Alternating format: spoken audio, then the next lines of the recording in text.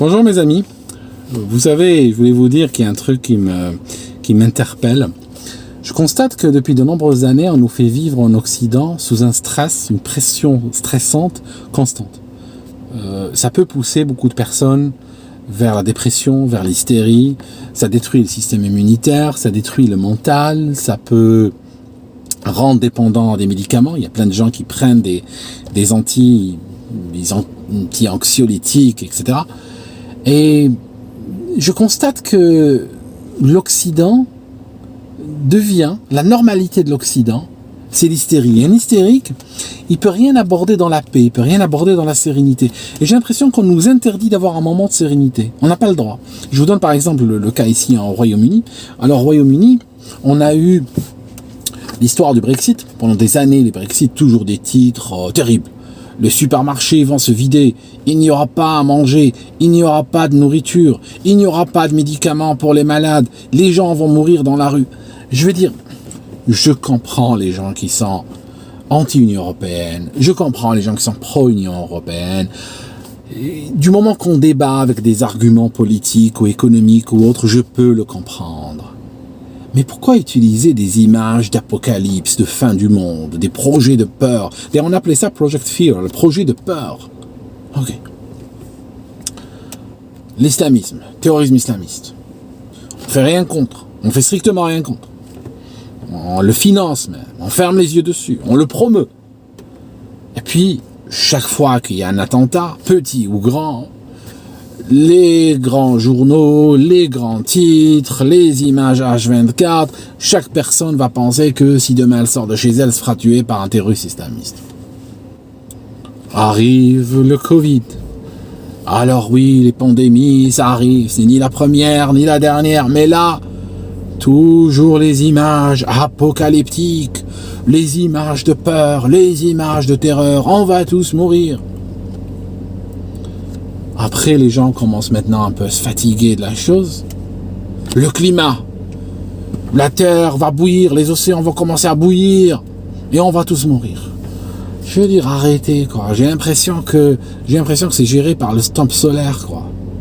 J'ai l'impression qu'on a des États qui sont devenus des sectes apocalyptiques, qui sont l'État et les médias. Pour moi, c'est la même chose. Les médias appartiennent à l'État aujourd'hui. Tous les médias, même dits privés, sont des médias d'État. Et en fait, ils distillent ce stress sans arrêt. Alors, ok, la dernière fois que je vérifiais, les Occidentaux étaient en grande partie des gens instruits, des gens intelligents, des gens raisonnables, des gens qui savent tenir un raisonnement, qui savent suivre un argumentaire. Mais on ne les aborde jamais sous cet angle. On n'aborde plus aucune question sous l'angle intellectuel. C'est fini ça.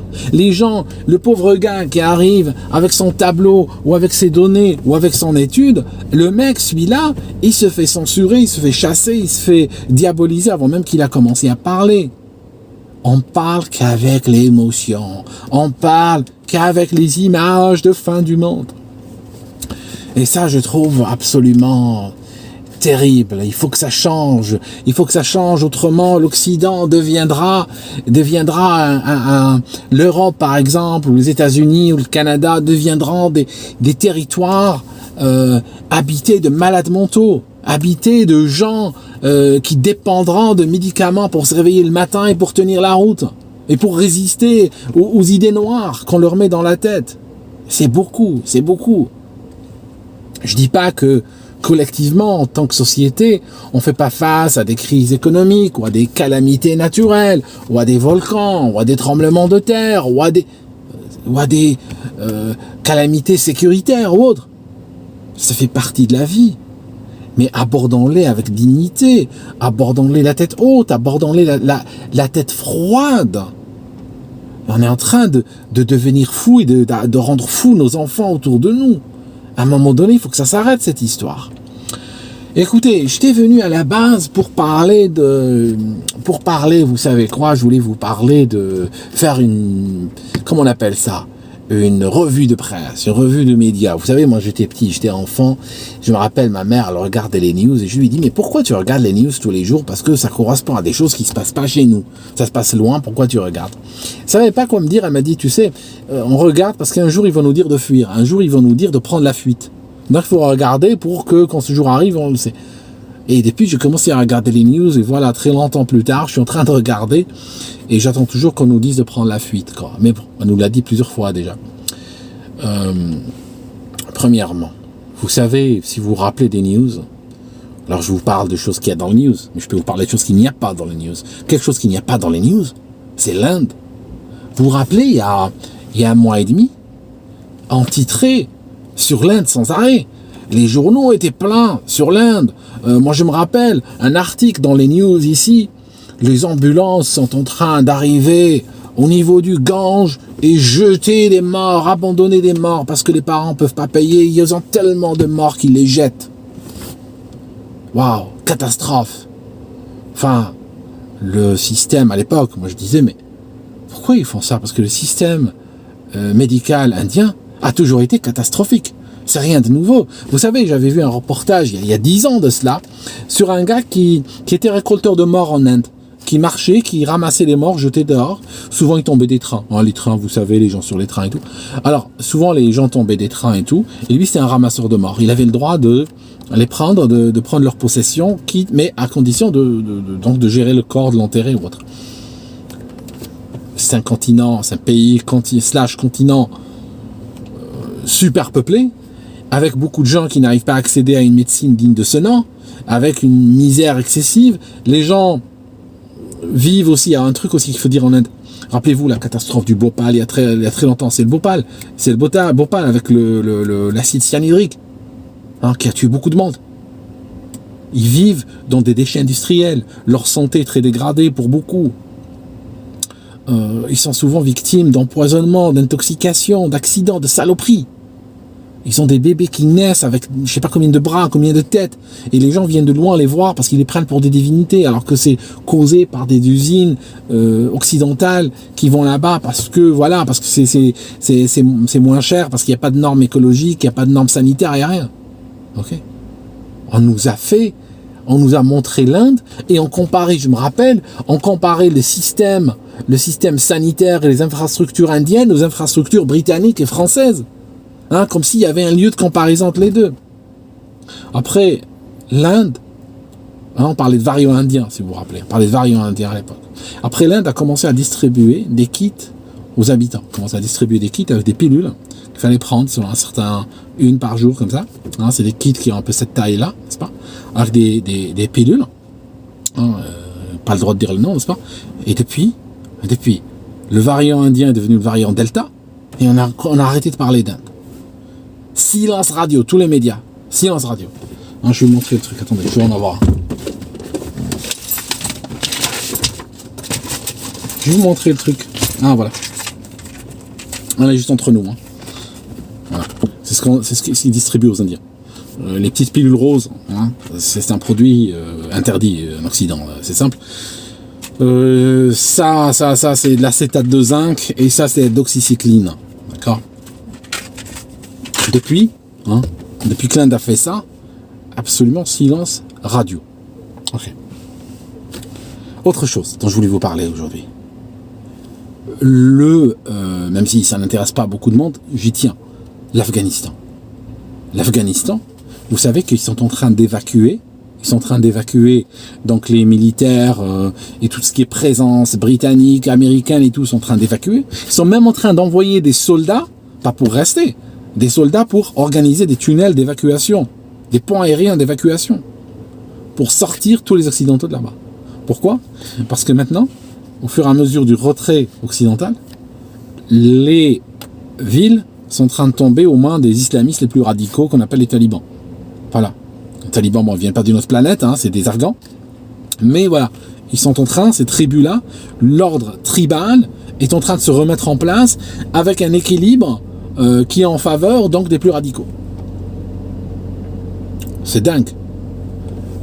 Pendant longtemps, des trilliards ont été dépensés, des milliers de milliards ont été dépensés pour ramener la démocratie en Afghanistan.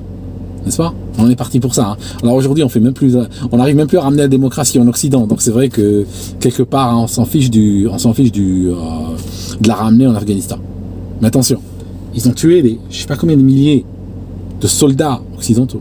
Combien de milliers, sinon des millions d'Afghans par la déstabilisation de leur vie, par les bombardements, par la création de tensions entre les divers clans et tout ça. C'est très difficile à chiffrer tout ça. Mais beaucoup de monde est mort en Afghanistan. Et aujourd'hui on fait quoi? On part. On n'a pas pu ramener la démocratie. Tu vois, moi je suis blogueur, alors je suis pas payé au trilliard, mais j'aurais pu, juste pour un quart de trilliard, leur dire il y a 20 ans que ça ne servait à rien, qu'ils n'allaient pas ramener la démocratie, qu'ils allaient juste perdre leur fric et partir. Mais le but était de perdre leur fric. Parce que voilà comment ça marchait. La guerre en Afghanistan n'a jamais pensé pour être vaincu. Il y a plein de guerres autour de nous, vous savez mes amis. Il ne faut pas croire que parce que vous voyez une guerre, vous voyez un projet qu'il est fait pour être réalisé. Non, pas nécessairement. Pas nécessairement. Souvent ça sert de support à autre chose. Parce qu'à la base, le but c'est quoi? Le but c'est transférer une partie de la richesse des citoyens par le biais de l'État, la transférer aux sociétés d'armement. À la base c'était ça. Ils ont d'ailleurs inventé en Afghanistan, ils ont inventé une unité de mesure de dollars qu'ils appelaient l'Hercule. L'Hercule c'est un quadrimoteur à hélice. Et des fois, ils ramenaient des quadrimoteurs à hélice pleins de caisses de dollars. Donc ils disaient, on a un Hercule de dollars. Certains de ces Hercules de dollars ont disparu. Donc il y a eu énormément de détournement d'argent, il y a eu énormément de transferts de richesses de la part de l'État, l'argent qui normalement aurait dû servir aux citoyens, qui aurait dû être redistribué d'une manière ou d'une autre aux citoyens, non, a été transféré vers des familles riches qui possèdent donc les usines de production d'armement, en leur achetant des missiles à des millions de dollars, en leur achetant des tonnes d'armes et tout. Et qui a exécuté le travail? Normalement, pour faire juste, il aurait fallu que ce soit les enfants de ces familles riches qui exécutent le job, qu'ils aillent faire la guerre. Non, c'est pas eux. Non. On a été ramasser des Noirs, on a été ramasser des gens pauvres aux États-Unis et ailleurs, des gens qui étaient au SMIC, voire moins, qui étaient sans emploi. Et on a fait quoi? On leur a mis des tenues, on les a envoyés au casse-pipe. D'accord? On les a envoyés au casse-pipe. Se faire tuer pour une guerre qui n'avait aucun sens, à des heures et des heures de vol de chez eux, en leur disant vous protégez la démocratie, vous protégez votre pays, alors que ni protéger la démocratie, ni protéger leur pays, parce que la majorité des talibans, soyons justes, je ne vais pas être méchant avec eux, mais ils ne sont même pas capables de trouver les États-Unis sur une carte. Donc, déjà, pour qu'ils te menacent, faut-il déjà qu'ils te trouvent sur une carte, puis une fois qu'ils te trouvent sur une carte, faut-il encore qu'ils trouvent le moyen, lui avec son AK-47 fabriqué dans un souk de Kandahar, il faudrait qu'il trouve le moyen de venir chez toi pour te chercher des ennuis. Ça n'a pas de sens. Donc ils ont prétexté le 11 septembre où il y avait 19 Saoudiens qui avaient, soi-disant, attaqué donc New York pour aller frapper où? Pour aller frapper l'Afghanistan. D'accord? Ne jamais, la règle chez les corrompus, ne jamais laisser passer une tragédie qui va frapper le public, qui va frapper l'émotion, sans capitaliser dessus pour lancer autre chose. Donc voilà, ce qui fait que, en fait, cette guerre, c'était quoi? C'est juste un transfert de richesse. Le transfert de richesse a été fait, d'accord? Et puis maintenant c'est fini, on ferme, on se casse, et puis au revoir. Et puis la prochaine fois, ce sera lancé avec autre chose. Mais on va en Occident, à cause de la corruption des élites, on va de plus en plus vers des systèmes pareils, où on va vous créer quelque chose ex nihilo, à partir de rien, où on va agiter les tambours des médias et tout. Et en fait, dès que vous regardez un peu, vous allez voir qu'il y a des milliards qui sont transférés vers les copains de ceux qui font le foin, quoi. Ça devient un classique. Autre nouvelle dont je voulais vous parler, c'était, il faut savoir que Macron va créer un conseil médical, un conseil de certification médicale. C'est-à-dire que aujourd'hui, il veut politiser la médecine. Littéralement, la médecine sera sous le contrôle des politiques. Parce qu'aujourd'hui, on vit un armement de la médecine. La médecine n'est plus comme il y a 2 ans. La médecine aujourd'hui, c'est une arme politique, c'est un outil. Et là, il veut le contrôler. Donc ce qu'il fait, c'est que la médecine a normalement ses organes de régulation. Il y a notamment, par exemple, le Conseil de l'ordre médical qui régule. Elle a sa façon de fonctionner depuis très longtemps. Or, aujourd'hui, Macron veut la diriger lui-même. Donc, il crée un organe qui probablement ne répond qu'à lui. Et puis, il va à partir de là décider qui a le droit d'exercer la médecine et comment et où. Alors voilà. Donc, c'est une dégradation terrible de la liberté d'exercer la médecine. Et là, c'est la santé de chacun qui est menacée par ce genre d'intervention. Parce que les politiques, il y a une règle importante dans la vie. Les politiques, dès qu'ils se mêlent de quelque chose, elles deviennent comment? Elles pourrient. Hein, elles pourrient. Jamais vu quelque chose où on a, j'ai jamais vu, je me rappelle pas, si moi j'en étais rappelé, j'aurais eu l'honnêteté de vous le dire. Je me rappelle pas d'un cas où on a pris un problème, où on a mis l'État dedans, et des fonctionnaires et des administrations, et on leur a donné des milliards, et que ça s'est amélioré. Ça a toujours pourri. D'accord? Et là, il s'agit de vie humaine, hein, parce que là, c'est plus autoroute, ou comment on appelle ça, ArcelorMittal ou autre. Non, là c'est des vies humaines. Ça se paye très cher. Voilà, dernier point, je voulais vous dire. Il y a un prêtre qui a été tué par un migrant qu'il avait hébergé. Vous savez, j'ai dit des choses terribles en off, en privé, sur ça. J'aimerais juste vous dire un truc simple, et le dire particulièrement aux chrétiens. Si un gars, d'où qu'il vienne, du Rwanda ou qui vient de Grenoble, peu importe d'où il vient, si un gars brûle une église, d'accord, qu'il boute un feu, il lance un incendie, qui est un crime super grave, un incendie, on peut passer aux assises pour ça, c'est grave. C'est que, juste comme ça, sans avoir besoin de preuves supplémentaires, parce qu'il est ému par de mauvaises intentions, c'est que c'est un criminel et qu'il est capable de tuer, il est capable de faire beaucoup de mal. Okay? Détrompe-moi si tu penses que je l'ai tort, détrompe-moi. Et que dans l'idéal, tu ne devrais pas l'héberger chez toi. D'accord? Dans l'idéal. Je dis ça juste comme ça, moi c'est un conseil que je donne. Tu ne devrais pas l'héberger chez toi, parce qu'il peut te tuer aussi. Maintenant, bon, quelque part, il a tué son hébergeur. Parce qu'il aurait pu, imaginez, il aurait pu tuer quelqu'un qui n'a rien à faire avec ça. Il aurait pu tuer quelqu'un dans la rue. Il aurait pu trucider n'importe quelle personne. Je sais pas moi, un étudiant qui va à son université, une mère de famille qui sort d'un supermarché. Faut-il encore qu'elle ait eu le pass sanitaire. Vous voyez, c'est vrai, il aurait pu frapper loin. Il n'a pas frappé loin à cette occasion. Donc c'est vrai que... Mais j'ai envie de vous dire, mes amis, voilà quoi, il faut arrêter les conneries quoi. Les conneries, il faut arrêter. Là, on vit dans un monde merdique. Vous voyez, regardez ma vidéo. Vous avez l'impression que le monde il est comment? Vous le voyez en rose après une vidéo comme celle-ci? Non, il est merdique. Et pour des raisons très objectives, qu'on peut verbaliser. Évitez d'héberger des assassins. Je veux dire, ils peuvent vous tuer pendant votre sommeil, ils peuvent vous tuer dans la salle de bain, peut-être même dans les chiottes. Vous pouvez pas savoir. Faites gaffe. À propos de chiottes, je voulais vous dire un truc, je vais finir sur ça. Je trouve cette vidéo d'une dégueulasserie, mais sans nom. Je trouve cette vidéo, elle est nauséabonde. Qu'est-ce que t'en penses, Edouard? Non, je disais que je sais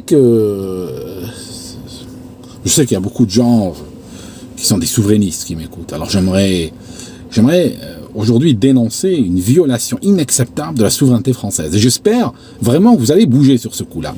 Savez-vous que la marine britannique viole régulièrement les eaux territoriales françaises pour venir rentrer en France, prendre des barques avec des migrants et les ramener au Royaume-Uni? Saviez-vous? Une violation du territoire français qui arrive très régulièrement. Et cette violation est commise par la marine royale britannique. Je voulais vous le dire. Il faut faire quelque chose. Je sais pas, débrouillez-vous, faites quelque chose. Moi, je suis prêt à vous aider. Protestez, envoyez des lettres, faites quelque chose pour qu'ils viennent plus. D'accord? C'est une violation inacceptable. quelque chose me dit que vous en foutez, mais complètement. Mais bon, voilà, j'essaye au moins de trouver un axe de travail, mais je pense qu'on est... Il y a des jours où je crois qu'on est foutu. Bon, j'espère que vous aimez cette... comment on appelle ça? Cette... ma mémoire défaille. Cette... comment on a dit? C'est une... j'ai dit de presse, de médias, c'est une... je gâtouille. Vraiment, je gâtouille. C'est une revue de presse. Oui, voilà, c'est une revue de presse. J'espère que vous avez aimé cette revue de presse qui part un peu dans tous les sens. Ça fait des années que je cherche à faire des revues de presse. Parce que moi, j'adore j'ai failli dire j'adore la presse, non, c'est pas vrai. C'est vrai. J'ai une dent contre la presse. Mais je fais souvent des... je fais des revues de presse chaque matin, chaque soir, pour essayer de me tenir informé un petit peu. Si ça vous intéresse, je peux en faire plus. Ça vous intéresse, je peux en faire plus régulièrement. Je sais pas, une fois par semaine ou autre. On peut se prendre chaque vendredi et se faire une revue de presse. Mais bon, il faudrait que ce soit un peu plus carré, parce que ça part dans tous les sens. Genre que j'essaie de parler, de faire une revue de presse, ça part dans tous les sens. Merci mes amis, merci d'avoir été jusque-là, merci de m'avoir suivi. Je vous aime beaucoup. Je sais que beaucoup de gens m'écrivent, me disent Aldostérone, je t'aime beaucoup et tout ça. Moi, je suis content. Merci. Je me sens moins sale. Voilà. Sur mon canal Aldostérone Aviation, il y a une nouvelle vidéo sur l'accident du président polonais. Président polonais qui s'est viandé à Smolensk. Des généraux, des parlementaires, l'évêque, personne très importante, vous savez. Parti à Smolensk, descend Tupolev 154, à travers le brouillard pour atterrir.